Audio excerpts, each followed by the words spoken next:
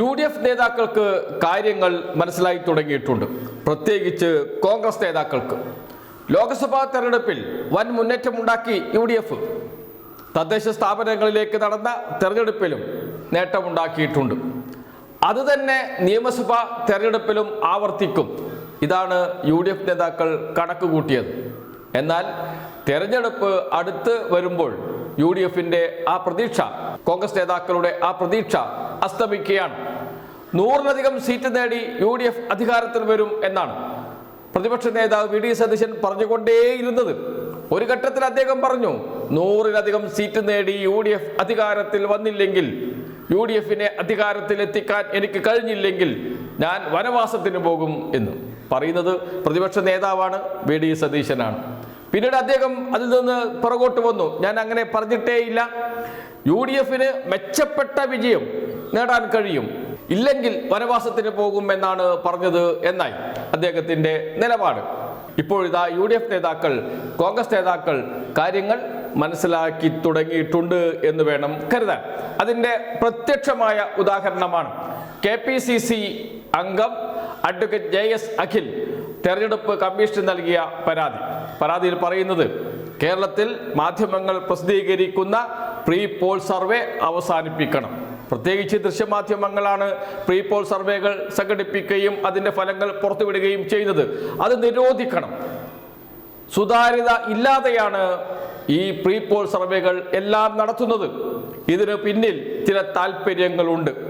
ആങ്കർമാരും റിപ്പോർട്ടർമാരും ഓരോ മണ്ഡലത്തിലും ആര് ജയിക്കുമെന്ന് സ്വയം പ്രഖ്യാപിക്കുകയാണ്. ഇതിന് പിറകിൽ വലിയ തോതിൽ പണം ഒഴുക്കുന്നുണ്ട്. അതിൻ്റെ ഉറവിടം എന്താണ് എന്ന് കണ്ടെത്തണം. വിശദമായ പരിശോധന നടത്തണം. പ്രീ പോൾ സർവേ നിരോധിക്കണം.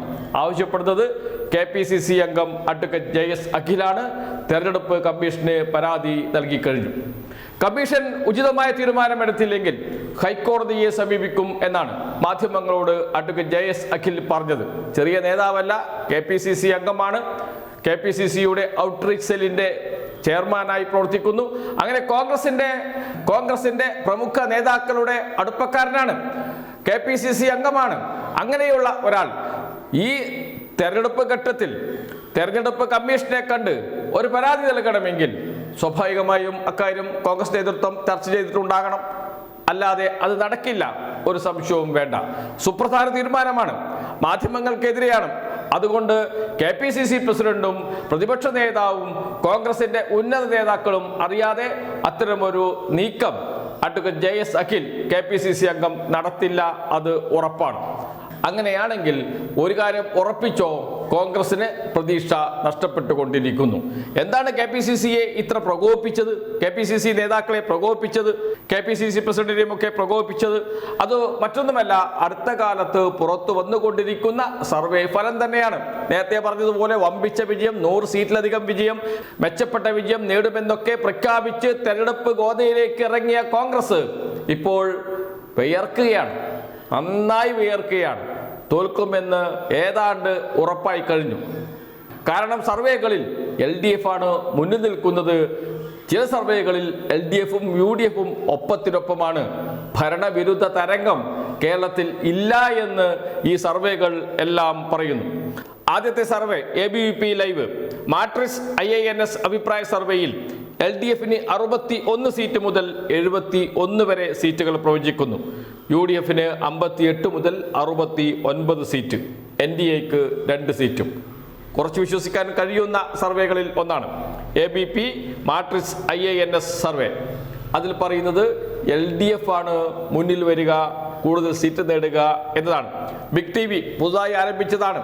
ആരുടേതാണ് ബിഗ് TV? രേവന്ത് റെഡ്ഡി എന്ന തെലങ്കാന മുഖ്യമന്ത്രിയുടെ സഹോദരന്റെ ഉടമസ്ഥതയിലുള്ള ബിഗ് TV പറയുന്നു 58 സീറ്റ് LDFന് ഉറപ്പ് നൽകുന്നു, UDFന് 38 സീറ്റും. 44 സീറ്റുകളിൽ കടുത്ത മത്സരം നടക്കുന്നു എന്നാണ് ബിഗ് TV പറയുന്നത്. ഈ 44 സീറ്റിൽ പകുതി കിട്ടിയാൽ LDF അധികാരത്തിൽ വരും. സ്വാഭാവികമായും LDF മുന്നേറ്റം പ്രവചിച്ചുകൊണ്ടുള്ള സർവേയാണ് ബിഗ് TV നടത്തിയിരിക്കുന്നത്. ഇനിയിപ്പോൾ കേരള ലൈവ് നടത്തിയ പ്രീപോൾ സർവേയിൽ LDF കൃത്യമായ ഭൂരിപക്ഷം നൽകുന്നു. 83 മുതൽ 95 വരെ സീറ്റുകളാണ് LDF പ്രവചിക്കുന്നത്. 83 മുതൽ 95 വരെ സീറ്റുകൾ. UDF വെറും 42 മുതൽ 57 വരെ സീറ്റുകൾ. വൻ വിജയമാണ് LDF ലഭിക്കുക എന്നാണ് കേരള ലൈവിൻ്റെ പ്രീപോൾ സർവേയിൽ പറയുന്നത്. മാതൃഭൂമി നടത്തിയ പ്രീപോൾ സർവേ രണ്ടാം ഘട്ടം ഇപ്പോൾ നടന്നുകൊണ്ടിരിക്കുകയാണ്. അതിൽ 70 സീറ്റുകളുടെ ഫലം പ്രഖ്യാപിച്ചപ്പോൾ ഒരു സീറ്റിന് LDF മുന്നിട്ട് നിൽക്കുന്നു. ശേഷിക്കുന്ന സീറ്റുകളുടെ റിസൾട്ട് വരാനിരിക്കുന്നതേയുള്ളൂ. എന്ന് വെച്ചാൽ കടുത്ത മത്സരമാണ് LDFും UDFും തമ്മിൽ എന്നാണ് മാതൃഭൂമി സർവേ പറയുന്നത്. ഭരണവിരുദ്ധ തരംഗമില്ല എന്ന് ഉറപ്പാക്കുന്ന സർവേയാണ്. നേരത്തെ മാതൃഭൂമി നടത്തിയ സർവേയിലോ ഇടതു മുന്നണിയുടെ ഭൂരിപക്ഷമാണ് പ്രവചിക്കുന്നത്. UDFിനേക്കാളും കൂടിയ സീറ്റ് LDF കിട്ടും എന്ന് കൃത്യമായും പറഞ്ഞു വെക്കുകയും ചെയ്യുന്നുണ്ട്. ഇനിയിപ്പോൾ റിപ്പോർട്ടർ TVയുടെ സർവേ 16.52 ലക്ഷത്തിലധികം പേരാണ് ഈ സർവേയിൽ പങ്കെടുത്തത്. ഓൺലൈൻ വഴി പങ്കെടുത്ത സർവേ. അതിൽ ഈ LDF സർക്കാർ തുടരണമെന്ന് പറയുന്നത് 44.23% പേർ. ഈ സർവേയിൽ മുഖ്യമന്ത്രി സ്ഥാനത്തേക്ക് മുന്നിലുള്ളതും പിണറായി വിജയനാണ്. എന്ന് വെച്ചാൽ കേരളത്തിൽ LDF സർക്കാർ തുടരണമെന്ന് ബഹുഭൂരിപക്ഷം പേരും അഭിപ്രായപ്പെടുന്നു എന്നാണ് റിപ്പോർട്ടർ TVയുടെ സർവേയിൽ പറയുന്നത്.